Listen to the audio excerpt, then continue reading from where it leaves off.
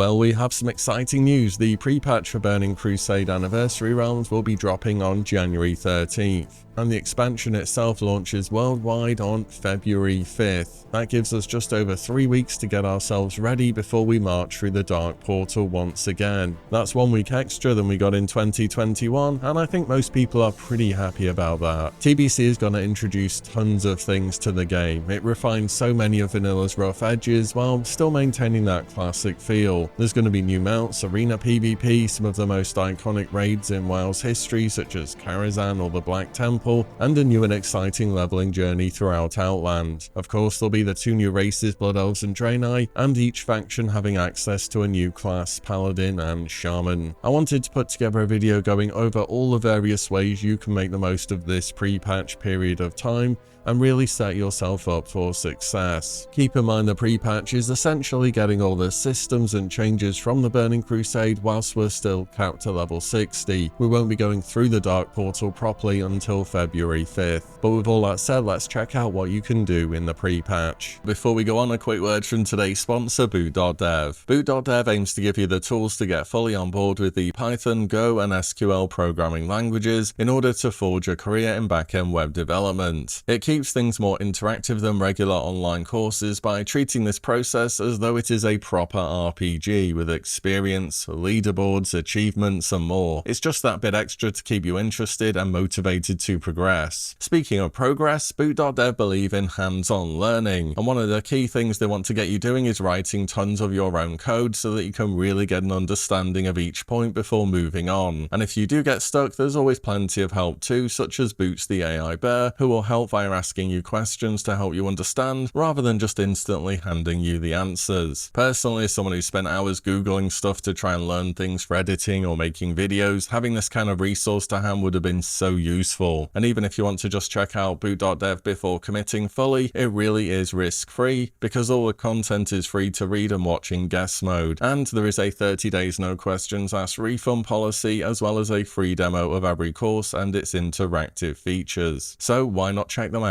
You can go to Boot.dev and try their courses for free, and then use my code WILLE to get 25% off your entire first year if you choose the annual plan. Many thanks to Boot.dev for the sponsor today. Let's get back to WoW.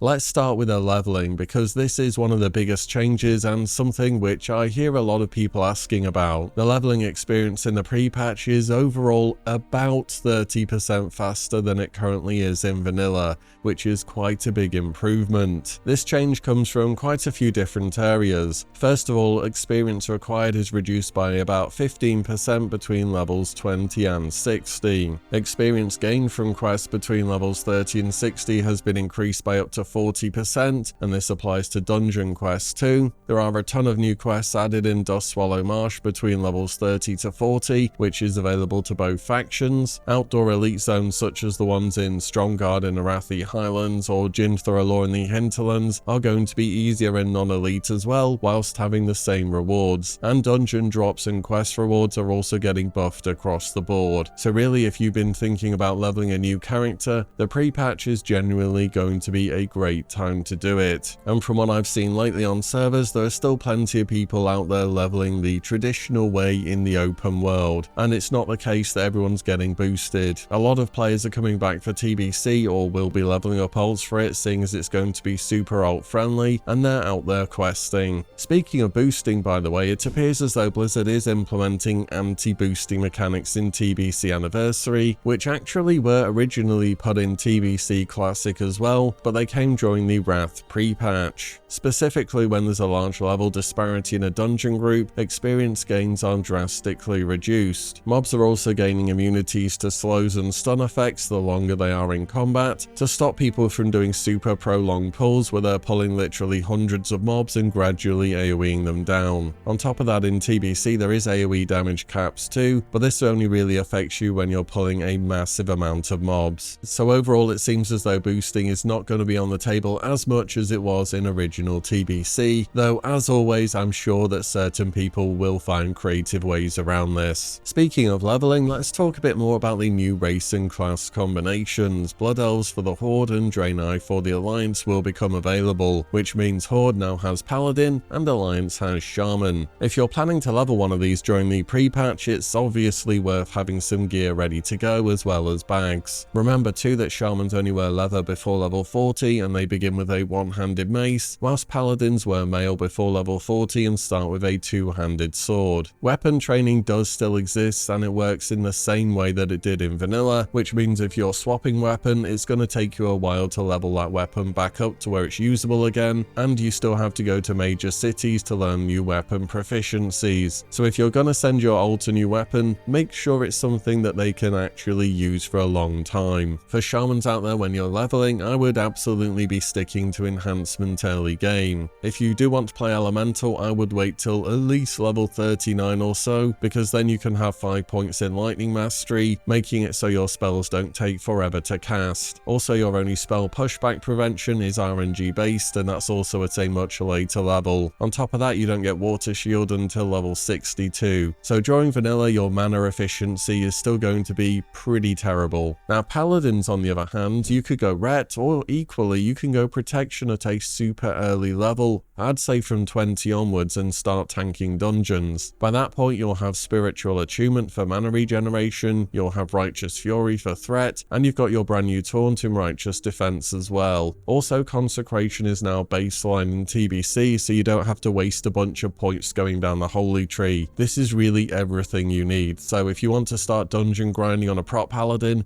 it's going to be a really good time. You can of course also pre-enchant different weapons before sending them over to your ults with maybe Fiery Weapon or Crusader if that's cheap enough on your server. Also enchant movement speed on whatever boots you're sending over to your ults. It's only 8% extra speed, but it really does make a lot of difference when you're running around during those early levels. Of course Paladins will get Pursuit of Justice if you're going Ret, and you'll get Ghost Wolf as a Shaman, but still having that little movement speed boost early really is noticeable. I also want to mention here that Blizzard will be allowing a standalone purchase of a character boost, so you can instantly get to level 58 with some gear. And unlike last go around of TBC, this time you can use the character boost on both of the new races. So if you're shorter on time or don't want to level again, then you can do this instead. These standalone boosts will be sold on January 13th as I understand it, when the pre-patch starts, and the price should be $40 because that would match what the boost was back in 2021. Now boosts on WoW are typically 60, but again, if it matches what it used to be, it should be 40. I think since 2021 there's been more than enough discussion on boost good or bad, but it's there and it's something that you can do. For me, there is something fun about gradually learning and playing a class from level 1, but time is a thing and Blizzard is sure to do well off this move as well, so just be aware that this will be an option for you. As you're leveling, you'll be buying your mount too, or if you're a paladin you just go to the trainer and get it for free, which is pretty nice. And how mounts work is different in TBC too. The cost of the mounts is now cheap, but the riding training is the expensive bit, so really now it works the same as learning any new tier of any profession within the game. You will still need Exalted though to learn other factions mounts. Another big change is that normal 60% speed mounts can now be purchased at level 30 down from level 40. This was a change originally made super late in TBC, but since we are playing on the final patch you can expect that too, so make sure you're heading to learn your mount at level 30 instead of 40. Also, in case you are wondering, the epic mounts for Warlock and Paladin, Dreadsteed and Charger are not learnable from class trainers in TBC. You still have to go out and do the full quest, but these mounts don't get moved to your trainer until Wrath of the Lich King. Next up, let's talk professions. So flasks are still very competitive in TBC. Supreme Power is only 10 spell power behind the new TBC flask alternatives, and that's only because Blizzard massively nerfed it as well, because flasks in vanilla are just super overpowered. And if you have a bunch of materials lying about and you don't need to make flasks anytime soon for raiding, you should absolutely hold on to them for the pre-patch, because in the pre-patch the cost of making flasks is going down significantly. For example, for Supreme Power it goes from needing 30 Dreamfoil, 10 Mountain Silver Sage and 1 Black Lotus, down to 7 Dreamfoil, 3 Mountain Silver Sage and 1 Black Lotus in TBC. You'll still only be able to make flasks tasks in Blackwing Lair or in Scholomance during the pre-patch, but at the same time it's a decent money saver here if you're sitting on materials, and maybe if you wanted to use flasks while you were dungeon spamming in TBC, or just leveling with them in general. And of course have a think about what professions your class and spec wants for TBC. During the pre-patch itself, you'll be limited to level 60 content, and we can't go to Outland. This means we can't learn the new master ranks of professions and begin to train them. However, the pre-patch is still the perfect time to get your professions organized and ready to go when you cross the Dark Portal. Make sure your main character has their professions maxed out at 300, and stock up on materials you'll need initially for the TBC leveling push. There are tons of guides out there on what kind of materials you can use for leveling early on in TBC, though I would suggest if you're in preparation mode now is to do a bit of your own research as well, and see if you can find items which are comparatively cheap and not recommended as frequently. The new profession dual crafting will be available in the TBC pre-patch as well, and you'll also be able to level that up to 300. You'll also need quite a few old world materials to level it as well, and not many people will still be farming those materials once TBC launches, so they're only going to go up in price more and more as time goes on. You'll want bars like Mithril and True Silver, Heavy Stone, and gems such as Aquamarine, Moss Agate, and Tiger's Eye, just to name a few, but really you use all kind of materials from mining. Thorium ore can be valuable for prospecting gems too, assuming it's cheap enough, and you can find some high tier gems in there such as Azerothian diamonds or arcane crystals too. Just another thing to mention as well is that cooldown based items such as Cured Rugged Hide or Arcanite bars won't have a cooldown to transmute anymore in TBC. For those planning to level tailoring, you'll want to stock up on bolts of silk, mage weave, and especially runecloth above all. And leatherworking will still be valuable, as ideally you want one person per party who does have this profession. Drums of Battle did get nerfed, so you don't need 4 people to rotate them anymore for 100% uptime, but it's still a good profession that a lot of people will benefit from. For alchemy, Ice Cap and Golden Sand Sam are used to level some early skills up past 300 in TBC, and they tend to be comparatively cheap, so you may want to have a look at those on your server. Other items such as Ghost Mushroom can be good too, as they'll be used for Elixir of Demon Slaying, which you can get from Stonard in the Swamp of Sorrows for Horde, or from Nevergar Keep in the Blasted Lands for Alliance. Despite being an elixir from vanilla, Demon Slaying gives more attack power versus demons than the TBC Flash does, and people will only get more min-max oriented on these re-releases, so I'm expecting Ghost Mushroom to go up quite a bit. And finally, First Aid. There's no reason not to have it leveled up, and it even works in Arena as well. Now let's talk about the honor system changes, because there is quite a lot going on here. With the removal of the ranking system, all PvP items could now be obtained through a mix of honor as a currency and marks of honor. You don't need to grind ranks anymore, you just accumulate the currency and then go and buy something. Now there has been some confusion around PvP gear costs, so let me go over what's happening. On the PTR for the longest time for TBC Anniversary, the gear has been shown at massively reduced costs, but Blizzard has just clarified that those prices were actually from the final phase of Burning Crusade Classic in 2022, and they're not what they're supposed to be for the pre-patch. These prices have not been adjusted back to their original values yet, but they should be soon. So I'm just going to show you what the cost should be according to the last pre-patch and TBC release from 2021. So the blue PvP set, which would usually be earned from rank 7 to 10, will cost between 2,800 to 4,300 honor, plus 20 to 30 battleground marks. The epic set, which would have been from ranks 12 and 13, will be from 8,400 to 13,700 honor and 20 to 30 battleground marks each. Weapons are about 19,000 honor for one-handers and 20 battleground marks, and 38,000 for two-handers and 40 battleground marks. By the way, on the PTR, the weapons have been showing at around 4k honor for weeks, so yeah, this is going to be a little bit of a disappointment if you were expecting to get those numbers in reality. However, there is also some good news here. Blizzard is doubling honor gains during the entire pre-patch period, so from January 13th to launch on February 5th. So yes, prices are more than what they appeared to be on the PTR, however we're getting one more week of pre-patch and double honor gains. I do remember during the 2021 TBC pre-patch the Honor gains were really bad though. In fact, I seem to recall them being so bad that they were actually broken for a while and they had to get fixed. So hopefully double Honor is noticeable and you can still work towards gear in a reasonable period of time. All this being said, this is really an option if you want to go the extra mile to gear up your character before they head to Outland, or maybe if you want to get a few pieces here and there as a boosted character. You really don't need to do this, it's just something that you can do if you want to give yourself a little head start. You can also see the TBC Blue Honor set there, which you can buy once you hit level 17. For these we're looking at about 10,500 Honor and 10 battleground marks for items such as gloves and shoulders, up to about 17,000 plus 15 battleground marks for chest pieces and legs. Another thing to understand is that Honor should have a hard cap of 75,000 in the pre-patch, and if you're looking to plan ahead and you want to buy that TBC gear as soon as possible, you could theoretically farm this amount in the pre-patch and be good to spend it once you hit level cap. You can also stack battleground marks up to 100 in the pre-patch, which is up from the 20 limit that exists in Classic right now. The Alterac Valley rework will also be in effect during the pre-patch. This will mean the Horde starting cave has been moved way further south, and the battle will now end when reinforcements are depleted or when the enemy leader dies. Reinforcements are lost upon player death or when you lose an objective such as bunkers or lieutenants. It's essentially a secondary win condition if the game turns into a turtle. All PvP mounts will cost 30 of each battleground mark of Honor, so Alterac Valley, Arathi Basin and Warsong Gulch. Honor also doesn't decay anymore and will be immediately available to spend when you earn it. So if you want to gear up a fresh alt or a new character before TBC launches, AV is going to be calling your name right about now. Especially whenever that holiday weekend lands for AV, it's gonna be real busy. There is also PvP gear available for the new race class combinations too, so if you are heavily invested into your new Shaman or Paladin, this is a great option for gear outside raiding. Let's end off with a few more random thoughts or things you may want to consider. So if you're missing any spell ranks that are currently learned via tomes from AQ20 or other various dungeons, especially the expensive ones such as Battle Shout, Eviscerate, maybe Ferocious Bite, these will now be sold by your class trainers with the pre-patch. Every single class has spells that are learned via tomes, so when the pre-patch hits, go to your trainer and just learn everything you can there. This even saves you as a mage from having to go and do that quest in Diamol for the highest rank of Conjure Water. Again, it will just be on your trainer, so go and check them. Enchanting changes in TBC too, so if you had a level 5 bank ult that disenchanted everything, that's not going to work anymore. You now need to raise your enchanting skill in order to disenchant higher level items, so if that's something you still want to have available in the future,